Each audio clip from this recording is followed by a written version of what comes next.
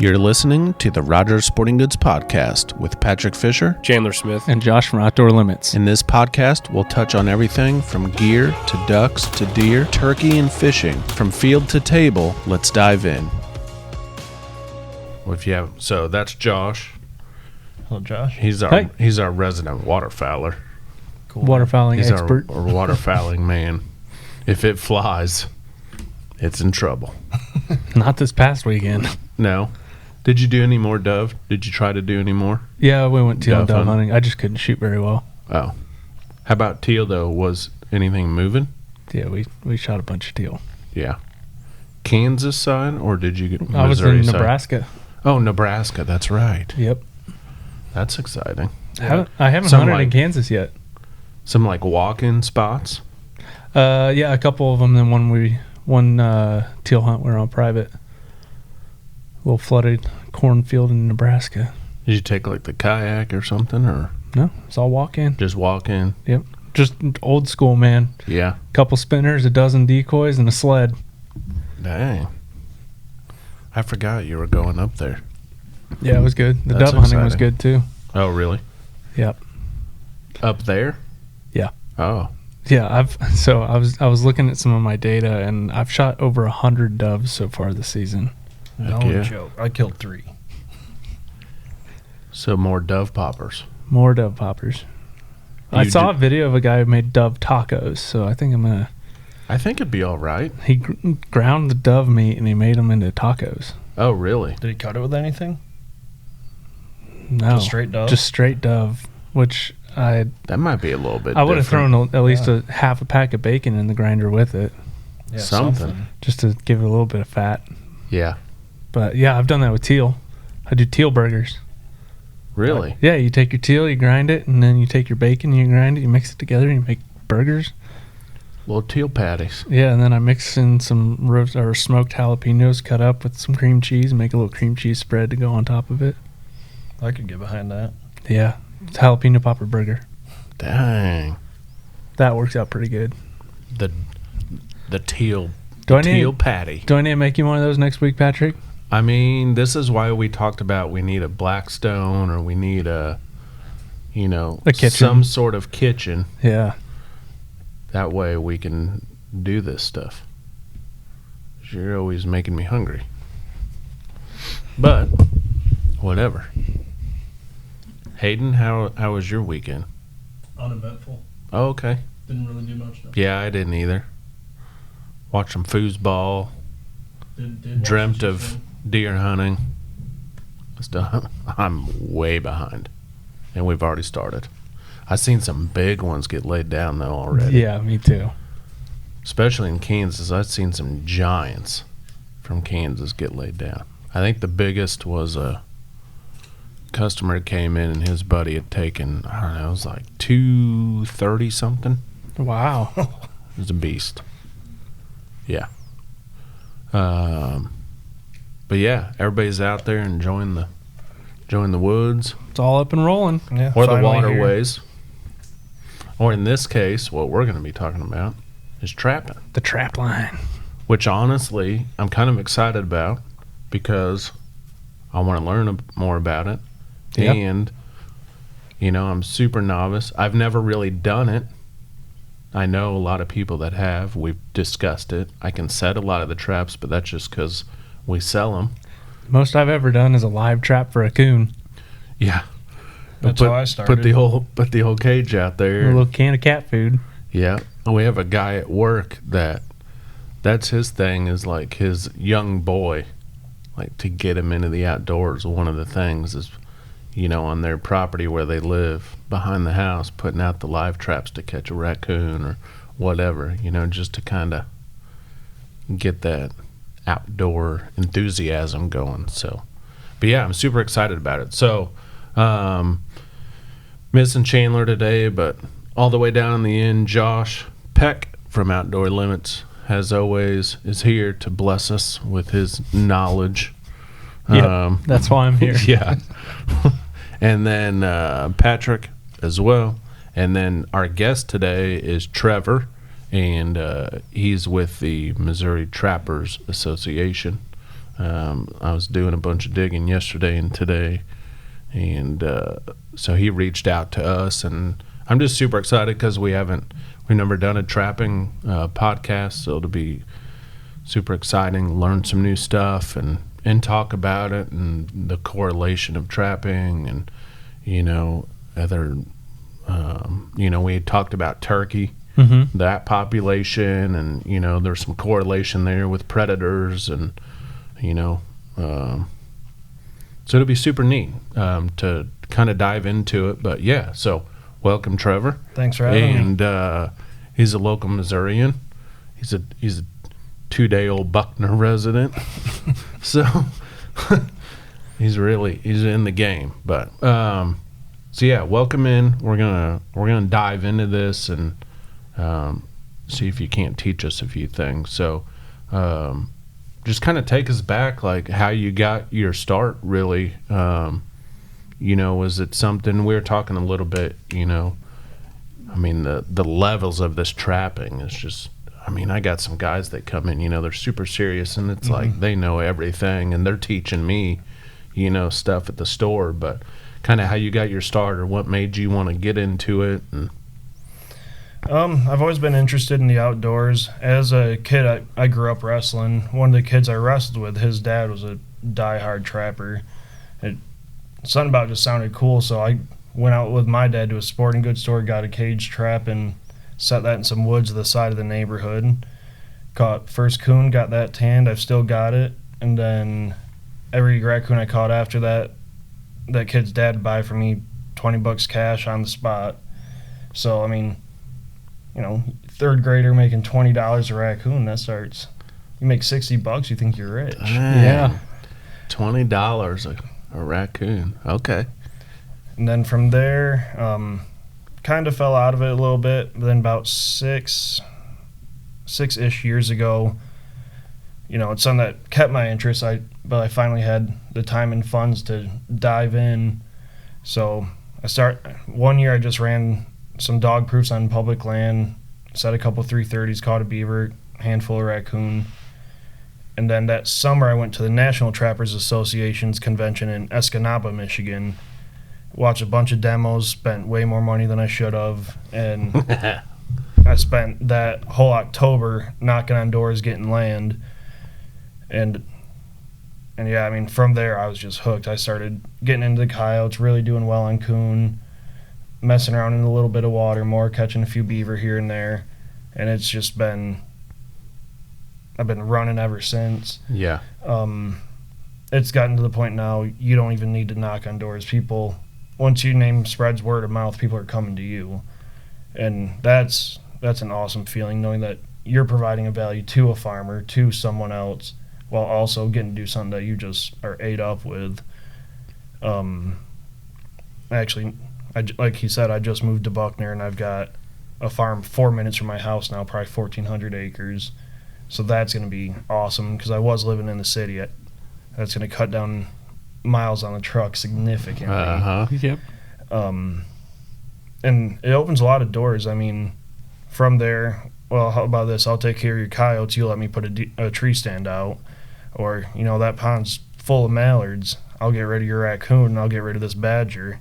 You let me have at those mallards. It opens a lot of doors from there. And then on top of that, once I started getting involved in the state trapping association, met a lot of great people. First time I ever came around, I knew it was something I wanted to be a part of. A couple years later, I got district director, and we just hosted the state convention this past weekend. Went excellent. We had over 500 through the gate. So, yeah, we're just going to keep this thing rolling.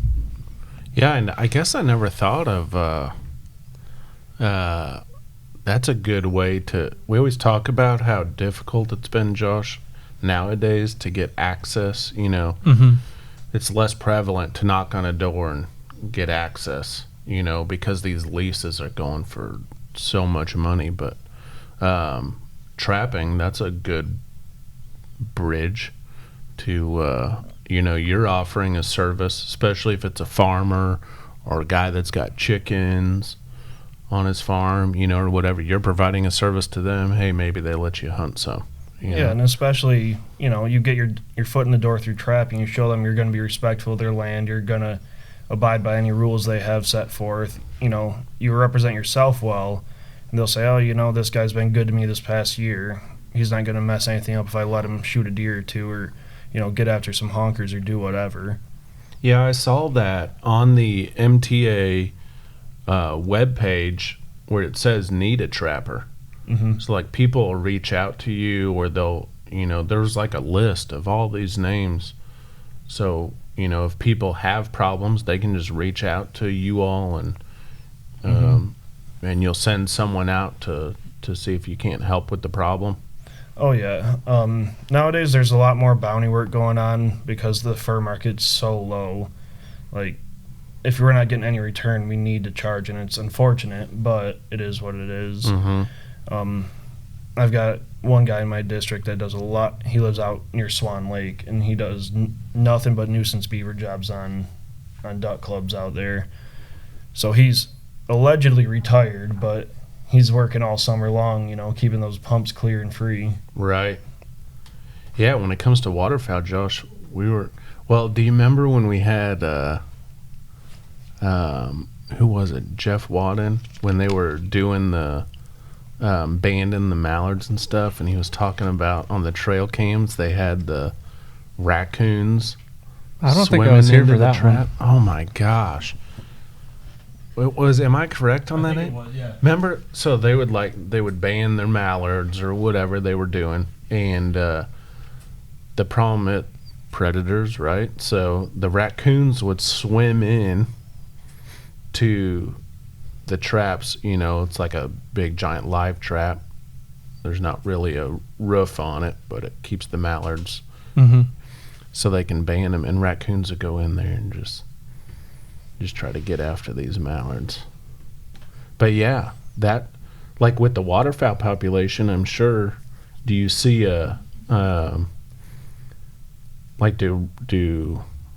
well, I'm sure beavers, right? Because they're causing problems around waterways and stuff like that. Muskrats will do some serious damage to a levee too. Oh, yeah. Yeah. Or the nests. Yeah, Delta Waterfowl right now is actually really pushing for predator management because of, like, the pintail population, what it is. For us to keep the current level of waterfowl we have right now, we need at least, I think it's at least a 15% success rate on our nests, and we're averaging far below that. Really? Yeah, and it's even worse on turkey. I saw it firsthand this year. Found a hen on a nest opening day. 2 days later, hens tore up. All the eggshells are scattered everywhere.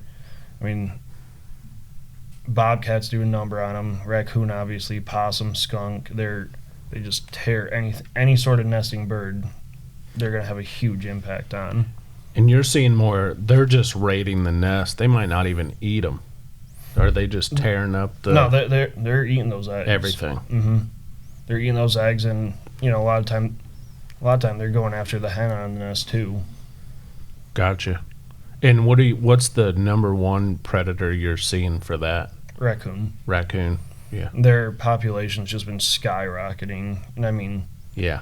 One, it's awful for their prey species, and then two, if that population gets out of hand, Mother Nature has ways of dealing with it, and they're more cruel than we could ever imagine.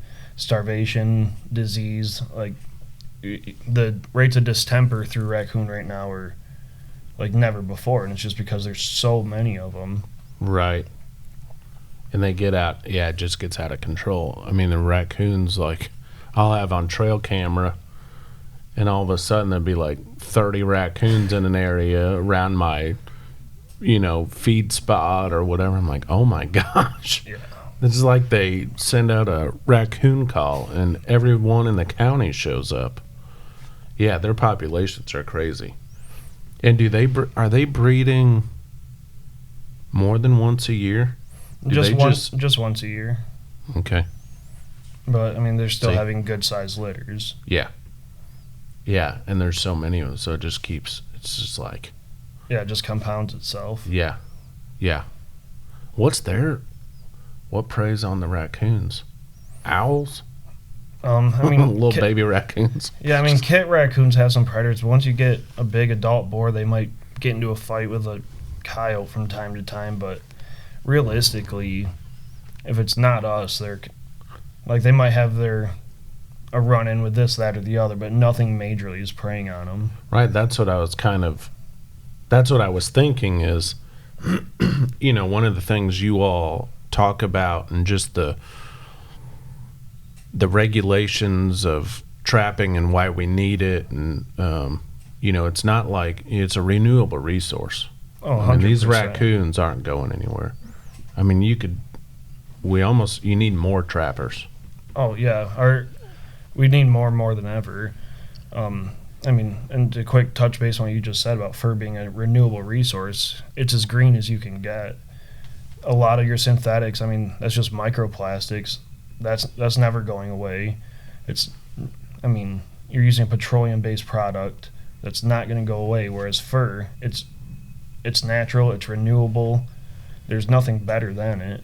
Like if you're making a fur hat or coats or garments, natural would be the way to go because it is renewable. You're not depleting a resource to make a synthetic, fake-looking fur jacket or whatever. Yeah, right now, actually, hats, beaver felt beavers are doing really well. A lot of people say it's because of the Yellowstone, but a lot of those Stetsons are made out of beaver. Oh, really? Mm-hmm. So that's actually helped us out a little bit with that price. Years ago, Canada Goose parkas, they were using real coyote trim on their hoods, and that really supported the coyote market, but the antis got to them, and now they're only using recycled fur. They're no longer using new fur, and that sent the coyote market plummeting. Yeah. Well, that's one of the things a lot of people talk about is there less people trapping because the value of a pelt has plummeted. Mm-hmm. I just feel like there's no money in it to go trap, and you're not getting what you used to, so do people just get away from it? Yeah, I mean, it was before my time, but people talk about the fur boom during the 70s, 80s, when, people are buying brand new trucks on fur money. Yeah, so you're not seeing that anymore.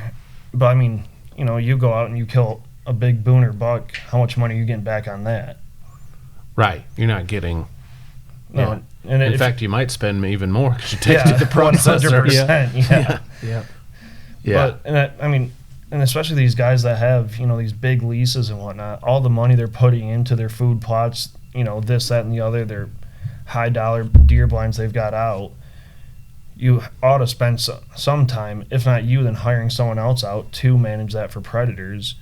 Like the number of fawns that get taken every year by coyote and bobcat, it's more than you'd believe. Mm-hmm. Your turkey poults, they're easy pickings. And then, like I said earlier, those birds on the nest, before those eggs even hatch, they're statistically not going to make it. That was one of the things we talked about with the turkey biologist, is the not only predators, so the area. Gosh dang, I can't remember the type of environment that they're living in, they need to nest in, is shrinking, which in correlation then makes it a lot easier for predators to find the turkey nest because it's a shrunken down living habitat where they're nesting, and so it's just like prime time for predators to find these turkey nests because there's the environment that they need. They're not as spread out, so yeah, that's a big contributor to pintail numbers right now. I think it was Ducks, not Delta, that did a big piece on it. The habitat they need is non-existent, mainly due to changing agricultural practices, and then on top you combine that with more predator numbers than ever. It's a recipe for disaster. Yeah. What was, Josh, have you seen the numbers wasn't some ducks down? Yeah, there's quite a few that were down this year. Mallards are down, redheads are down, teal are down. Pretty much everything is down long term. Yeah. Pintails are up over last year, which, and that's not. That's there's a lot of factors that go into those numbers. Yeah, it's not just that's predators, but yeah, and that's they're- just a breeding count. It's not counting the poults or the ducklings from this year. It's not counting the hatch. So it was just breeding adults. gotcha. So there could be a lot more ducks right now, but we just don't So it have the could count. depend on, weather. Mm-hmm. Net success. Yeah, predators. Yep. Which predator? I feel like to me, the growing of predators. Raccoon population's got to be higher than ever. It probably gets higher every year. Oh yeah. I feel like coyotes. I feel like are higher than ever. I don't know the exact numbers. I suppose you'd probably know. The populations of these predators, are they more than ever in each category? Yeah, I was reading something last week about coyote numbers. It had it broken down per state, and both Kansas and Missouri, it just said thriving. Yeah, That's like, all it said. You know what? Yeah. It's thriving. We're good. Yeah, it's incomprehensible. And then, go ahead. Oh, I saw one in my neighborhood. It's like- Right. Yeah. and But they're then- becoming a problem even in like suburban areas. Yeah. They've got them on Navy Pier in Chicago. Yeah. Like, they're just getting bolder and bolder, and then mascot. people wonder why they're having more and more conflict. Like even in suburbia, the nuisance guys that are working out there, they're getting more raccoon out of attic than ever. They're having more people that have fox in their backyard going after their backyard pet chickens. There's so many of them with nowhere to go. They have no choice but to encroach on, what traditionally they wouldn't live in. Yeah, we had a fox living in our storm drain a couple years ago. That was kind of fun to watch him. He Yeah. jumped over a 6-foot fence in one leap. Oh yeah, like nothing to it. Yeah, it was crazy. Yeah. Yeah, you do see this wasn't a coyote or something, but I don't know if someone brought up disease, but you were talking about distemper, Mm-hmm. I believe. But you start seeing, I had a raccoon in my driveway, and I could tell it had Walking in circles. something. Yeah, it was, you know what I mean? So I called animal control. I didn't know Mm-hmm. who to call. They won't do anything about it because it's just in my driveway. So I'm like, okay. But you talk about the disease, you talk about the need for trapping, even in town around someone's house, because if you have pets, you don't want that spreading to your Yeah, disease. disease. Yeah. The spreading of disease Especially into your in- dogs Yeah, or and coyotes and fox mange is awful, and that's super, super contagious. And then, on top of that, if you have a house cat, that coyote wants to eat it. yeah. And my neighbors have a chicken coop in town, Yep. that right draws behind my them in. fence. Coyotes also like the little fluffy dogs. Yep. Yeah. Oh, they'll have that. They're like a little Slim Jim, a little snack, Yeah. little appetizer. So, is there a growing interest in trapping? Is it kind of making a resurgence, or Yes. You're not seeing the fur trappers anymore. What Mhm. you're seeing now is honestly guys our age that have their leases, that have this, that, or the other, and are doing it strictly for predator management. And the money side, it's the same thing. You used to have people making living off of that. Now they're making their living off of depredation issues. I gotcha. Like down in Texas, it's huge with those exotics. Mm-hmm. People come from, I know a few big name trappers from Michigan, South Dakota, Iowa that go down there just to do depredation work. Hmm. And those guys were traditionally, they were fur trappers, but now it's gone away from that. So they had to adjust with the market, and now they're just doing all that depredation work. And when you're saying that, so instead of trapping, they're just out there. They're getting paid for shooting. a service instead of a product. Yes, exactly. Yes, if you're a big cattle rancher, or if you've got a big high fence operation in Texas, you have a coyote that gets in. Lisa Rusat from South Dakota talks about how he went from trying to put up the most coyotes he could to now he's after that one coyote. Really? And yeah, that's what it shifted to. I've seen like these was it last? It might have been this year, but these raccoon roundups and these coyote roundups, and there's just piles of them, and they're not trapping. They're going out there and, hey, we need to take a lot of these, and it still doesn't. I mean, it hurts the population in that instance, but it really overall it's not hurting this renewable resource. No. And that's why we have these regulations, which we always joke, Josh, right? Yep. Yep. Yep. Make sure you read your Check with your local game and fish. your local game and fish regulations. But well, I was reading them about the trapping because since I don't trap, it's not like I read up on them. Mm-hmm. But it's the same. Like your duck regulations, what you can shoot 1 year to the next, but I was reading the trapping regulations, and even I was learning a little bit. I mean, there's definitely, if you want to get into trapping, check those over, because there are different, you can't put some traps here, you got to use them here, you can't have like a snare. Yeah, what's the one that has to go underwater? Is it a snare? In Missouri, it's a snare. We do have non-lethal snares, which are referred to as cable restraints. You can't use entanglement, so you can't have them around rooted woody vegetation is the wording that MDC uses. I mean, you catch somebody's house dog, they get wrapped around that, it's right. going to be bad news bears. Yeah. Then the type of body gripping traps, like we were talking about 330s for beaver earlier. Yeah. You can't be using 330s on dry ground. Next thing you know, don't. some guy running a beagle. Yeah. Well, even a little kid walking around the neighborhood. I mean, I've seen the 330 when we test them out at the store, just so we know how to use them. Someone gets their arm in there, It's not going to feel good. No, yeah, you're you gonna don't have want a the bad neighbor's dachshund running through your 330. That dachshund's no longer. Yeah, and that's a big part. Like, if you want trapping to be around, if you want to utilize this tool, if you want to utilize this hobby, whatever it may be to you, you have to be responsible. You can't. Right.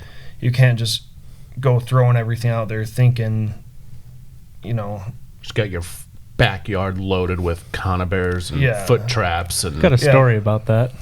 like what I mean? but you make a good point. Like, it's with anything.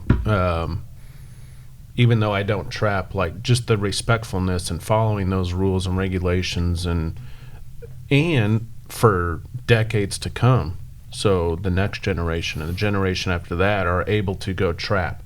Yeah, if you want to give it a black eye, I mean, do something unethical, go trespass on somebody's land. I mean, it's like any sort of hunting. It's Right. or outdoor activity. Yeah.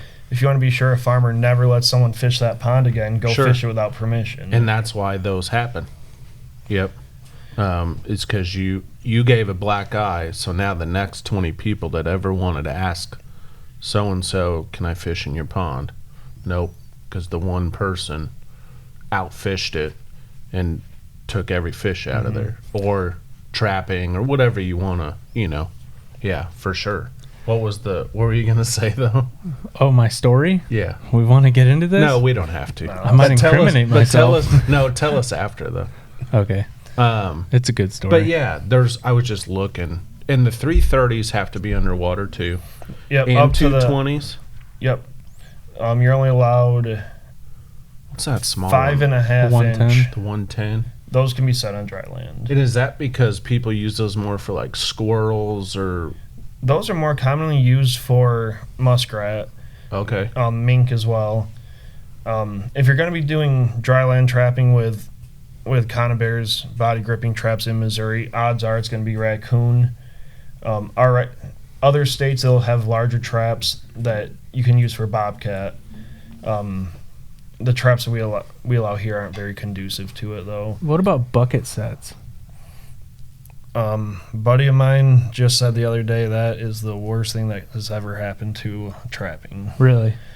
I mean, it's just other states, they have regulations where you have to have half a lid on there, things like that. I mean, a beagle smells like can of sardines, he's gonna get in, and that's not gonna do anyone any favors. Like, I own a beagle, and I know if something like that happened to him, I would not be pleased about it.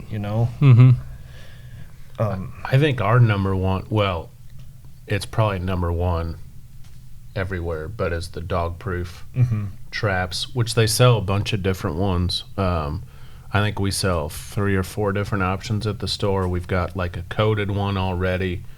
It's almost like a powder coat finish. And then there's just your normal, basic, metal one. And then we have the metal one that I was telling you about people love.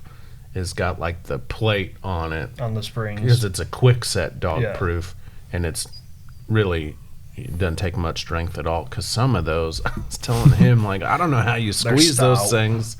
Yeah, they are. Yeah, dog proofs are an incredible tool. They're super fast to put out. They're super productive. They're easy. You don't need to, like if you're making a dirt hole set for coyote, there's so much nuance to it. Little things you can do right, wrong, or the other. With a dog proof, you stake it down, stick it in the ground, and pour whatever you want in there. You can put marshmallow, dog food. You can put whatever you want in there. And if you're on the right location, it's going to produce. He's going Trevor's weekly run to Dollar General to grab his bag of marshmallows. We're like, oh, Trevor's back. Yep. Yeah, we're on a first name basis. We got your marshmallows. You know what you need? You need the expired ones. You just go there and be like, hey, when you guys have these and you're going to throw them away, let me know. I'll come in and get your bag of expired marshmallows. I start my season, I just go to Tractor Supply and find the cheapest bag of dog food or cat food that they have, and I'll just run that. And get 1,000 pounds of Old Roy. Yep. Yeah. So if somebody has experience hunting or fishing and they just don't know anything about trapping, they don't know anybody who traps, what are some resources or ways to go about learning how to trap? Your first step should be your state association. Pretty much every state has one. Around here in the Midwest, there's some really active associations that have plenty of people more than happy to help you. Obviously, Missouri. Iowa has a great association. Kansas has some pretty good guys. Even Illinois has really solid guys running it. Reach out to your association. A lot of times we're putting on clinics, and even if we're not, if it's mid-season, like I've always got an open spot in my truck for anyone to jump in, and I'll spend a whole day showing them what I do, how I do it, why I do it. Like last year, we actually hosted a clinic at Habitat Flats. Tony let us use the facility, and we had around 30 people attend, all ages. Everyone from 3-year-olds up to 68, 70-year-old retirees. And they traditionally used to be youth trapping clinics, but we've opened it up to beginner trapping clinics.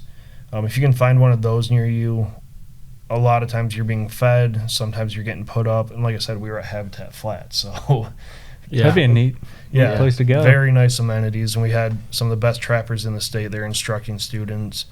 We're actually probably going to be doing that again in March of 2024, hopefully. Doing another seminar? Mm-hmm. There is a clinic, I believe in 2 weeks, hosted by District 2, which is, maybe it's District 1, I forget, but that's going to be Williamsburg, so pretty much just east on 70 past Columbia a little ways. Okay. District 5, which is down in the southwest corner, is going to be hosting one in December, I believe. There's a few clinics. They're all on our website, MissouriTrappers.com. But yeah, if there's not a clinic near you, if you're in Missouri, just find your district director. We have 9 districts. We each have, give or take, 10, 12 counties that we're over. And if we can't take you out, I guarantee we'll find someone who will, somebody who will go out with you if you've got a chunk of property you're wondering how to manage, how to trap, do whatever. It's an incredible resource. Yeah, because as somebody who's wanting to get into it, there's a lot of nuances to it. Mm-hmm. You got to know where to put your trap, how to set it, what you're looking for in an area. There's a lot more than just going out in the woods with 6 traps and putting them on the ground. Oh, yeah. There's a lot more. And it can seem very intimidating. But if you get somebody to really lessen that learning curve for you, it goes a long way. Then on top of that, there's conventions every year. Like I said, we just had ours this past weekend. And all weekend we have guys giving demos on how they trap beaver, how they trap bobcat, how they handle their fur even. We had a fellow, Matt Burson, who did raccoon and bobcat fur handling demos there. And he did everything from skinning to scraping and drying. I mean, everything. So if you can make your way to a convention, I'd strongly encourage it. This past year, I drove solo up to Escanaba, Michigan again, and just past Madison, Wisconsin to go to the two big National Trappers Association and Fur Takers of America rendezvous. And it is so worth it. Learning new techniques. Or I was looking at pictures of, it must have been a seminar, and it looks like real life. Yeah. It's not just like, here's the trap, that's how you do it. Like, it looks like you're out in nature. The way they have it set up, it's like a fake nature some of scene. those demo areas they make are pretty intricate. Yeah, it looks like if you're going to set a water trap, like they got a little water area and some brush. And So they it looks do like all one of those displays in a museum. It's like a legit. Somewhat, yeah. Yeah. I was like, wow.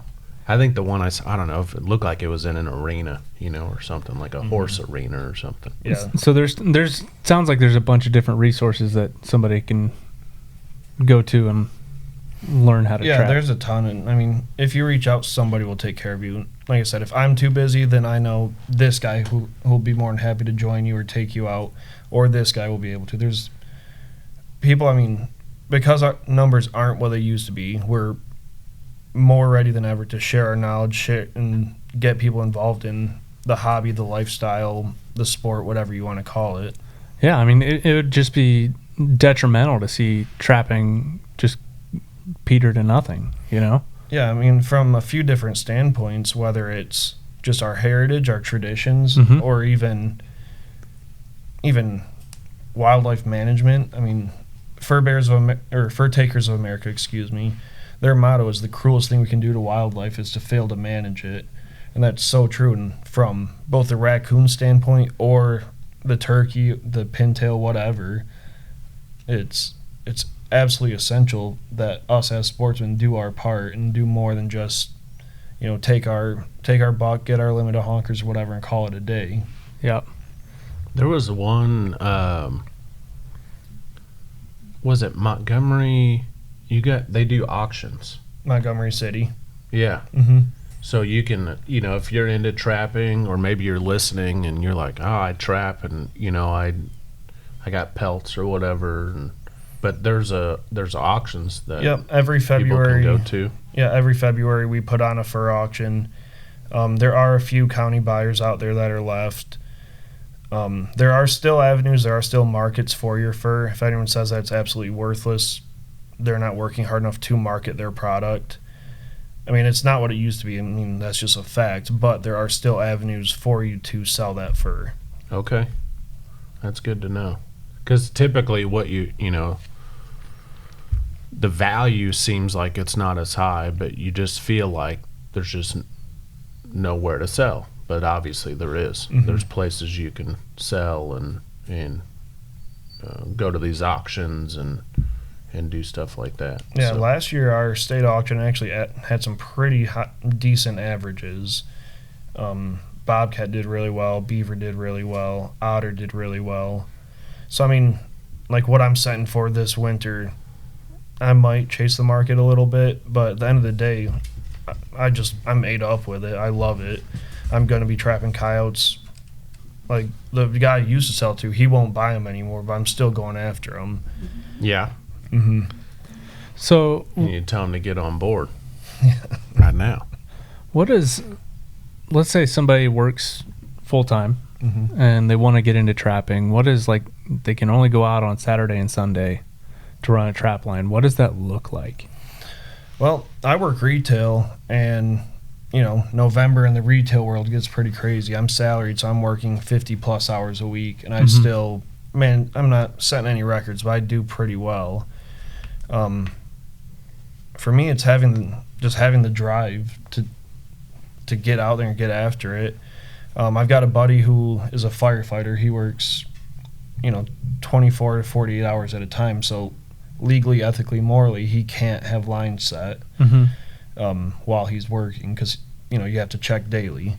So for him, he's setting his traps off when he's going in, and then if he's working overtime on a 48-hour shift, once he gets out, like if he's been awake for 48 hours straight, he might need to hit the hay for a while. But as soon as he's able to, he's getting it set. And there's a million different tools. Like for him, a great tool is cable restraints, because you're not digging in the ground, you're not leaving as much scent. When you know you can't check that, you set that cable restraint on the ground, it's not going to catch anything. But he still does run some footholds. That's what he likes to do. But I mean, you got to look at your situation. Everyone's situation is different. Like the guy who's retired and has nothing but time on his hands, he's going to be setting a lot more steel in the ground, whereas the guy who has no choice but to pull or just run a weekend at a time, he has to kind of look at his situation and realize what tools are available to him and what's going to be most conducive to the goals that he has set for himself. And if you don't know, that's when, once again, you reach out to your state association, find a mentor, find somebody to, if I was in your shoes, here's what I would do. But I mean, I've caught over 100 coon a year working 50, 60 hours a week. And on top of that, I skin them all, put them all up. Not a lot of sleep involved, but it is very doable. And one of the things, so whether it's a dog proof, a conibear, a live cage, those have to be checked within 24 hours? Or with the exception of killing type traps. So if you have a conibear set underwater, you don't need to check. You can check that every 48. Okay. If you have like a beaver drowning setup, that can be checked every 48. Okay. But if you're setting cable restraints for coyotes, if you're setting footholds for bobcat, dog proofs for raccoon, those have to be checked daily. Gotcha. Yep. One interesting thing, so, and these can be found on the Missouri Trappers website, but I was going through, so I'm not going to read the whole thing, but you'll have to check out, if anybody's got time, so you'll have to check out the it was the interaction between the Humane Society of the United States and then the factual rebuttals. There's some good ones in there. I mean, we get it. Like one that I highlighted, like which we just talked about, the HSUS statement was trapped animals can suffer from thirst and starvation. They may die as a result of exposure to the elements or predation. And so that's why we have, the DNR sets these regulations. We just talked about that 24 hours. You're checking them so often. That's why you do that. You check them every day. That way. A lot of those claims are made from unethical and or if not illegal trappers. Right. I mean, if aside from legality, there's just a moral, ethical obligation to do your part. It's simple as that. If you're not gonna do it the right way, then don't do it at all, because you're just hurting everyone that is willing to put in the work, the time, the money to do it the correct way. Mm-hmm. And one thing you brought up, and I'll reiterate it, obviously as a natural resource, but using, like hats or jackets, things like that. And you talked about that. Like, there's just nothing wasted in the production of those. Of course, I'm reiterating what's on there, but you can make fertilizer, medicines, all these other biodegradable products versus like synthetic, where you're using, the oil and other non-renewable resources. So that's a great thing to think about, and why trapping is beneficial. Yeah, and there's markets, like some people, they'll kind of look at it a little like wearily, because they're thinking, oh, you're just skinning the animal and tossing the rest. That's not true. There's markets for everything. I mean, the skulls go for a lot. If you're willing to, get some beetles and degrease some skulls, that's a great market. And they look super awesome. Yeah. I mean, even if you've never caught a coyote, having that coyote skull on the shelf looks pretty cool. Add that to the man cave. Yeah. Raccoon baculums, you can sell those all day long. Yeah. Dang. Beaver castor. Oh yeah, castor's a hot commodity. That's actually approved for use as a vanilla flavorant. Mm-hmm. What? Yep. Beavers have a castor gland, Right. and it's what they use to mark their territory. Okay. And that can be used. It's used in a lot of perfumes as a skunk essence. Small amount of skunk essence carries that smell so well. That's used in perfumes. But yeah, beaver essence or beaver castor is also legally authorized for use as a vanilla flavor. And there's a company, I believe they're on the East Coast, that has a castor flavored whiskey. Dang. What the heck? Oh my gosh. You ever done the skunk stuff? Oh yeah, I love catching skunks. Oh yeah. I've got a hay barn that's good for at least 4 a year. Catching skunks. So if you want to take the essence out of a skunk, how do you go about doing that? A syringe. You go to your Tractor Supply. The exact size syringe escapes me at the moment, but you use a syringe in a glass bottle. Use a rubber stopper because it'll eat through a metal lid. And yeah, skunk essence that has a good market. And on top of that, skunk fur is very stable, and a lot of that's because they're used in a lot of novelty items as opposed to actual garment industry. But if you get a good striped skunk, I've actually started selling them to a craft maker, and that's been a good market for me. Nice. One thing also that I wanted to bring up is, people might talk about over trapping, not knowing maybe if animals are endangered or not.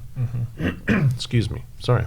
But no fur-bearing animals in the United States or Canada are endangered or threatened by fur harvesting. Yeah, So. none. Like people might Just think, so. like in Missouri, there's no limit on number of bobcats, and people who just don't know might think, well, I've never seen a bobcat before. Well, think if you go to a buddy's house who has a shy house cat, you're not going to see the cat. That's just their Right. nature. Mm-hmm. They don't want to be seen. They make sure they're not, but there's still Yeah. plenty out there. That's why they're really good hunters. Yes. Can you trap a mountain lion in Missouri? Not in Missouri. There's not. You might from time to time get one that happens to pass through, but there's not really a population of them. You can in Texas, though. They're actually considered a varmint in Texas. So you can trap them? Mm-hmm. What's that look like? One of them big old bear traps? Man, they used to trap bears. Yeah. In Or maybe they still do. I don't in even Maine, know. you can use a foot snare on a bear, which is essentially kind of like they put a pipe in the ground, put some bait in the bottom, and they reach in. It's like a dog proof for a bear. But you can still do that in Maine. Can you imagine rolling up on that and having a pissed off bear waiting for you? Yeah, I've seen pictures. They tear everything and anything around them up. Yeah. That's on the bucket list. They used to have those. It's like, what am I thinking? Coil spring traps or whatever. Yeah, like for like the bears. big bear traps in the long cartoons. springs. Yep. But they don't do those anymore, right? No, those are Actually, they're illegal to have, I think. if not to have. They have a good market like for as a collector's item. Because I mean, you put one of Do those. the teeth have to be shaved down though, or whatever? Not if, in Missouri. You're not. Most states you're not allowed to use tooth traps. There's a few where you can under ice, but no one really does. Gotcha. But like if you have it just like on the wall in the man cave. Yeah, a lot of Yeah. people, you see them. Yeah, it looks sweet. Yeah, hanging up there. It's a conversation piece. My uncle's got one because he trapped in Alaska Mm-hmm. and like old time trapping wolves and. But I'm like, he's had thing's giant. Well, yeah, to handle big old black bear, like you better have some hardware. Yeah. So here's a question I've got. You're not using killing traps, so oftentimes you're rolling up and the animal's still alive. Mm-hmm. What do you use to dispatch that animal? A lot of guys use a 22. A lot of guys use an air rifle. There's a few different techniques. Especially if you're new to it, I would strongly advise against headshots. It can get pretty messy. If you're gonna use an air rifle, a 22, whatever, go for the lung or the heart. Gotcha. Yeah, because I'm probably, and some people just want to relocate them.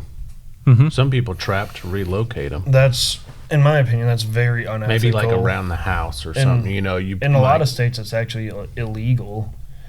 I mean, and if you do that, honestly, you're just making your problem somebody else's. Yeah. It's not. Yeah.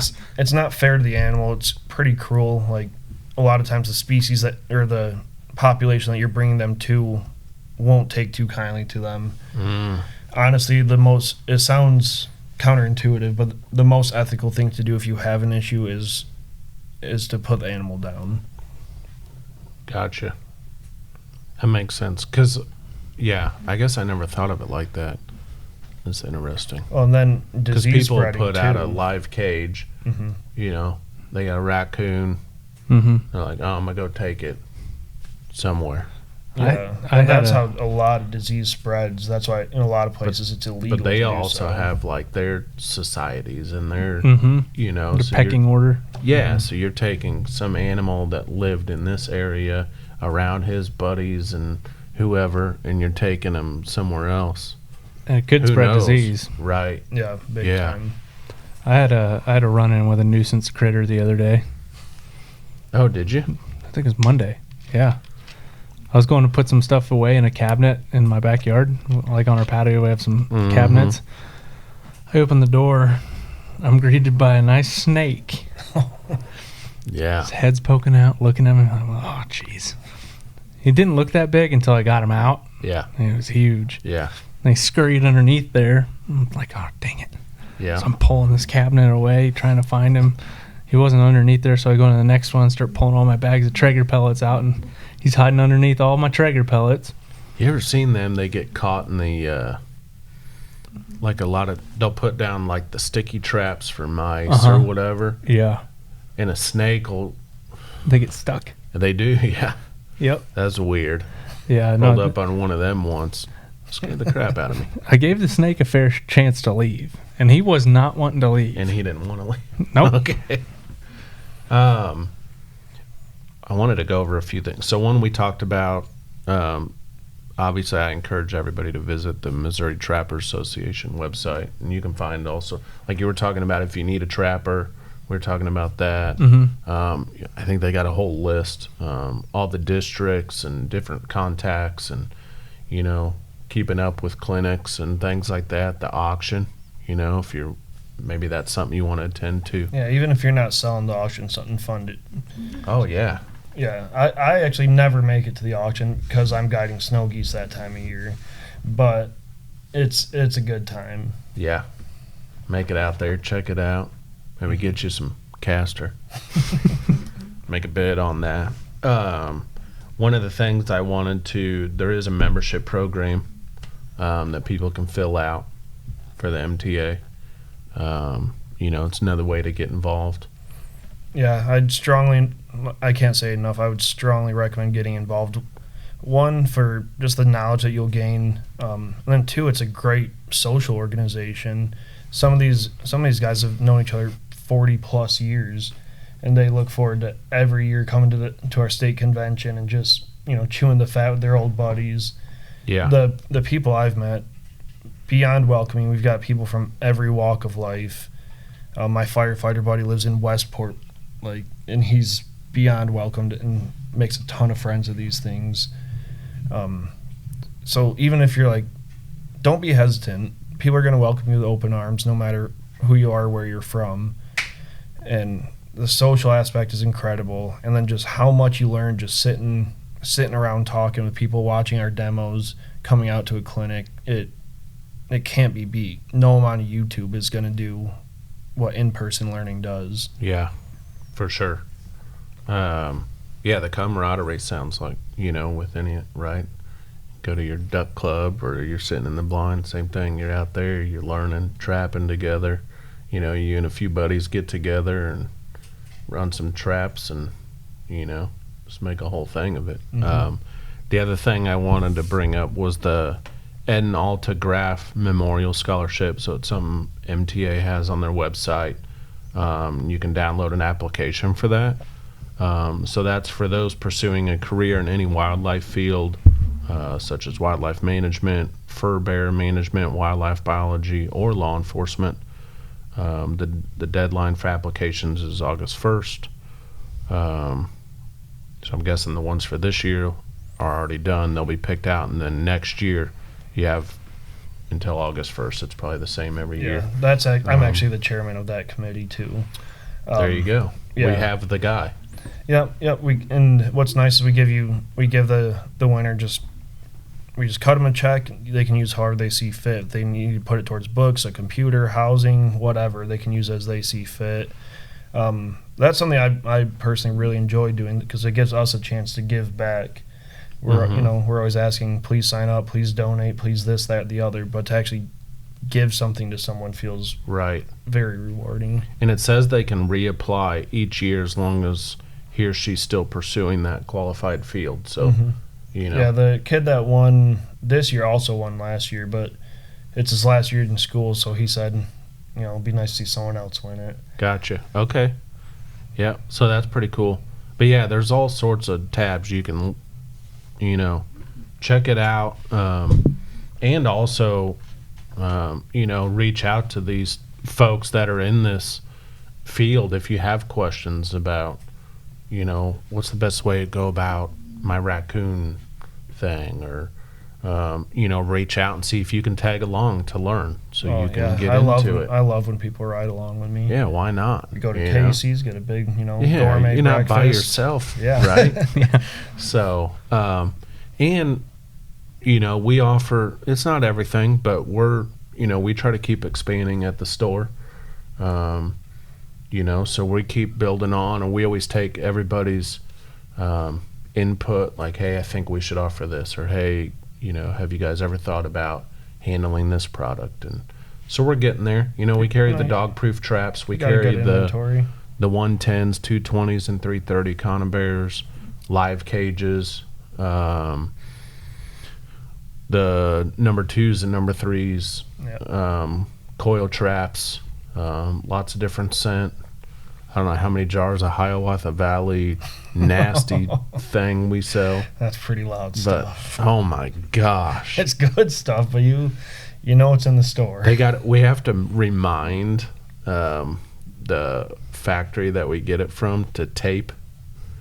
We need it taped when it comes in. One time it didn't come in taped, and the lid's not enough to keep the smelling it, so we had to put them in baggies. Loud. It is gross. Need a little scent thief. Yeah. This is for real. So yeah, we've got some anchors, we've got some fleshing knives or whatever you call them. But actually this year we got some kits. It's like you can get. Oh, those are. It's only like $125. You get like everything you need. To get started. Those are great to get started. Yeah, with. Your anchors, your traps, your everything. So that's kind of cool too. I'm still learning all the different scents. There's so much out there if you really want to get into it deep. Yeah, and that's another thing. It can seem overwhelming because there's every sort of gadget and gizmo you can imagine. Ask somebody, do I really need this? A lot of times they'll tell you what you don't need. Right. Yeah. Save you some money, save you some trial and error. And you start small, right? You just build into it. Mm-hmm. Like even you were alluding to doing that. Like just starting with a live cage, and then you just start moving up, and pretty soon you get some dog proofs, and then all of a sudden you're running snares or conibears, and yeah, I love it. Yeah, it builds up. I mean, every year you buy a couple traps. Next thing you know, you got a garage full old ladies yelling at you about storage. And yeah, the wife doesn't. She wants to make sure that Hiawatha Valley, you got your trap and fridge about block over from the house. Yeah. Yeah, I'll be keeping that stuff next to the milk. It goes in the beer fridge. Yeah, and even then, you'd come into the store, I'll open a jar for you. I'm good. It's really good. Yeah, so it's super exciting. Like, it makes me want to do it. Oh, I mean, for sure. Like, there's nothing like coming out. It's that time. Yeah. It's the checking it, and finding that time. Yeah, I mean, like anything, you can make time, believe it or Sure. not. But I mean, there's the adrenaline rush you get, like if you come over that hill and you see a coyote in your trap, or or when you look into that creek and there's an otter waiting for you. I mean, that rush is out of this world. I bet especially that's your first crazy. one. Yeah. So how fast can you skin a coon? If I'm moving, probably about 3 minutes. Fleshed or just skinned? Just skinned. Just peeling it. If I'm scraping it, add another scraping it and putting it on a board. That's probably another 5 to 10 minutes. So under 10 minutes, skinned and fleshed. No. That's on top. So probably about 15 minutes from on the carcass to on the board. Gotcha. And that's if I'm really moving. Mm-hmm. I'm a You little got a rusty little right spot now. next to the house. You got your little skinning shack. I've got a garage right now. Yeah. Yeah. Eventually we'll upsize to a whole fur shed. Gotcha. Do you live in town or out in the country there? I'm in town. Uh-huh. Welcome to the neighborhood. Yeah. Looking over there. Well, no, when I was living in the city, you should have seen the looks I got. I bet it was wild. Carrying man. a coyote into the garage. People thought it was someone's German Shepherd. Yep. That's cool. So we need to hopefully we'll get some people reach out to you all and join in on the fun. Trapping season, what's the typical date for? Well, on private land right now, coon, possum, and skunk are open using dog proofs and cage traps. But like real deal trapping season, that starts November 15th. November 15th. It's around the corner. It's going to be here yeah. soon. You better start coming in and getting your supplies. When season hits, be rocking and rolling. So reach out to Trevor if you got questions. Check out the MTA's website. Or if you have a problem, maybe you don't want to get into trapping, but you do have a problem or you need some help, with coyotes, bobcats, coons, something like that. You need a trapper, like we said. Reach out, see if they can't help you out with that. Check out that scholarship if you're in that field. And hopefully everybody enjoys the season. And if you really want to get into it, I would suggest attending some of these seminars, because at least the videos and stuff, like, I think that would be the ticket. Oh, yeah. Just get hands-on experience learning. It's not just some generic seminar. So that'd be super cool to check it out. But yeah, it's right around the corner. So, but yeah, I appreciate it. And, talking a little bit trapping and, something I'm interested in. I just never really dove into it, but it's super neat to mess with the traps anyways. Yeah, come out this season. Well, Yeah. I'll save a spot in the truck. I need for to you. hop in the truck and go grab some Casey's and go try it out. Yeah. Yep. I'm going to take you up on that. Yeah, please do. Thanks for So, having me. Yeah, I appreciate you reaching out to us. And until next time, check us out on our Router Sporting Goods YouTube page. Make sure you like and subscribe and all the other fun stuff, Josh, and Facebook and all sorts of videos. And hit us up if there's something you want us to talk about too. Something out there you're interested in, or you got questions, or we'll find the time. Me and Josh will debate each other on something. Throw some stuff out there and get some hot takes. Yeah. So, yeah. but I appreciate everybody listening. Until next time, we will see you later. Thank you very much. I think it's time for me